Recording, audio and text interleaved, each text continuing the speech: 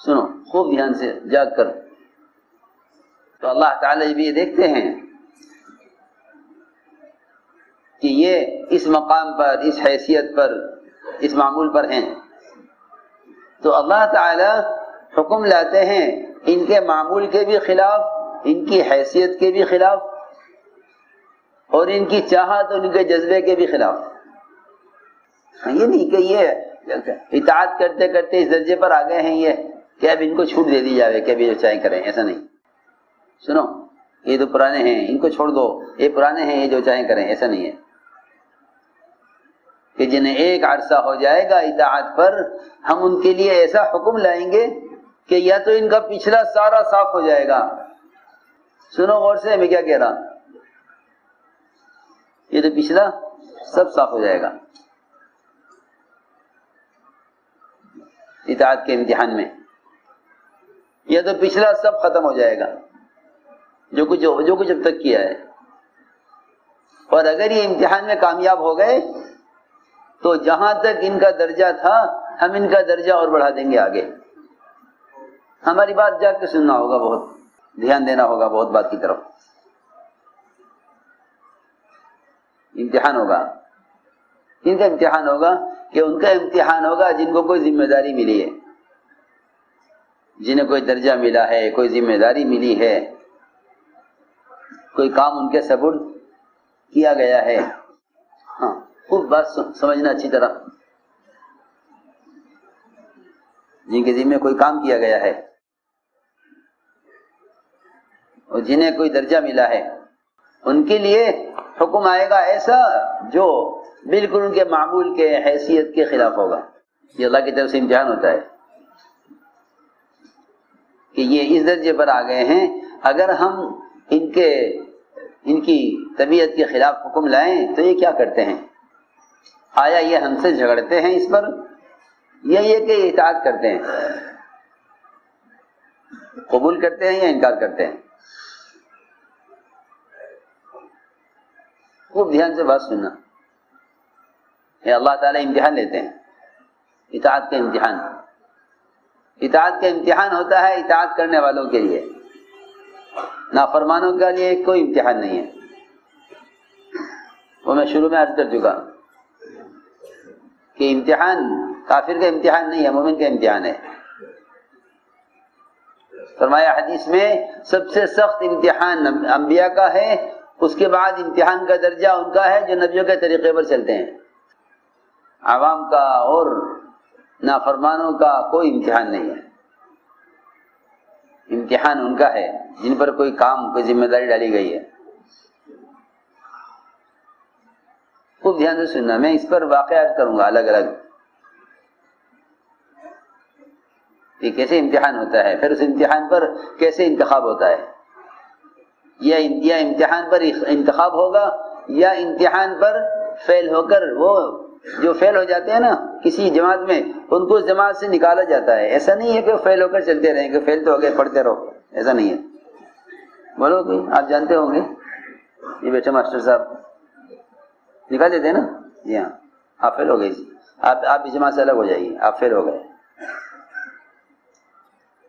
امتحان میں فیل. ان کو اس جماعت سے نکال دیا جاتا ہے. جی ہاں اس میں آپ آگے نہیں چل سکتے، ان کے ساتھ آپ فیل ہو گئے. ہاں سنو، اللہ امتحان لیتے ہیں سخت. ایک آدمی ایک معمول پر ہے، اور ہم ایسی چیز کریں گے ان کی اطاعت کو اور ان کے یقین کو جانچنے کے لیے. تو میں ایک مثال دیتا ہوں، وہ یاد رکھنا. ایک صحابی تھے عبداللہ بن سعد بن سرح، جو حضور اکرم صلی اللہ علیہ وسلم کے وحی لکھنے والے کاتبوں میں تھے.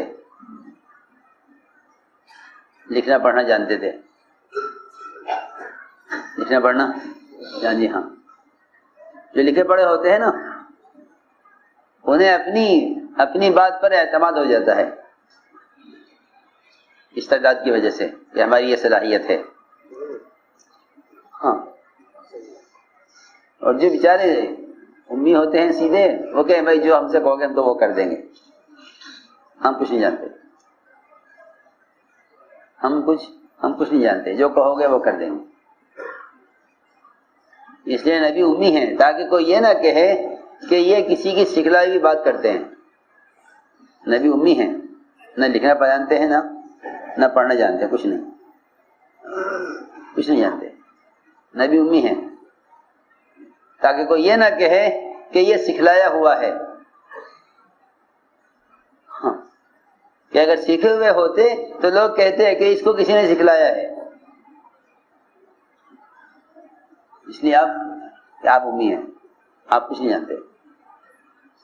جو لکھے پڑھے ہوتے ہیں وہ انہیں یہ خیال ہوتا ہے. جی ہاں، ہماری بات یاد رکھنا ذرا دھیان سے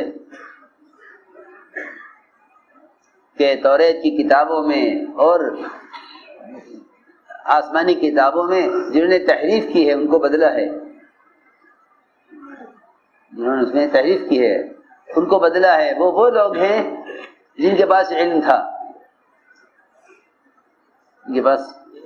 جنہوں نے اس میں تحریف کی ہے. کیونکہ علم تھا ان کے پاس، ہدایت نہیں تھی. کیا تھا؟ علم تھا، ہدایت نہیں تھی. علم تھا، اطاعت نہیں تھی. جو اطاعت نہیں تھی تو انہوں نے تحریف کی ہے. جو اطاعت کرنے والے ہوتے ہیں وہ تحریف نہیں کرتے، تعویل نہیں کرتے. وہ کہتے ہیں جو اللہ کا حکم ہے وہ پورا ہوگا. جی ہاں، جن کو ہدایت نہیں ملتی وہ تحریف کرتے ہیں. قرآن میں تحریف کرتے ہیں. جی ہاں، ان کو ہدایت نہیں ہے. جن کو اللہ نے ہدایت دی ہے، جن کو اللہ نے ہدایت دی ہے وہ اس کو قبول کرتے ہیں. اس لیے فرمایا ھدی للمتقین کہ یہ ہدایت ہے تقوی والوں کے لیے، جو ڈرنے والے ہیں، اطاعت کرنے والے ہیں، ان کے لیے ہدایت ہے. جی ہاں. تو میں نے ایک بات عرض کی ہے کہ ایک صحابی تھے، ان کو کیا درجہ ملا؟ کہ ان کو درجہ ملا وحی لکھنے کا. درجہ ملا وحی لکھنے کا. جی ہاں. اس زمانے کا ایک مسلمان اسے قرآن پر اتنا یقین ہے کہ اگر ساری دنیا ایک آیت کے انکار پر آ جاوے، نعوذ باللہ، تو یہ کہے گا نہیں، مجھے قرآن کی آیت پر کہ قرآن ہونے کا اتنا یقین ہے کہ اگر ساری دنیا انکار کر دے تو میرے یقین میں کوئی کمی نہیں آئے گی. آج ایک مسلمان کو اتنا یقین ہے کہ قرآن کی آیت ہے، اس کا انکار کوئی نہیں کر سکتا. تو جب آج کے مسلمان کو قرآن کی ایک آیت پر اتنا یقین ہے کہ کوئی اس آیت کا انکار نہیں کر سکتا، تو جو صحابی بیٹھ کر وحی لکھتے تھے،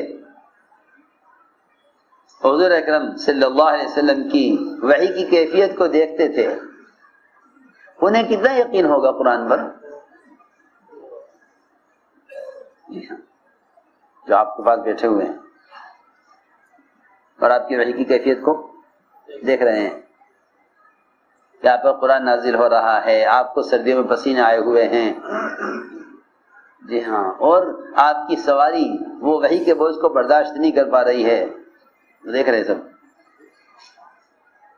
ایک صحابی کی ران پر آپ کا سر تھا، آپ کو وحی آ رہی تھی، تو وہ صحابی کہتے ہیں کہ مجھے ایسا معلوم ہوتا کہ میری ران کی ہڈی ٹوٹ جائے گی اب،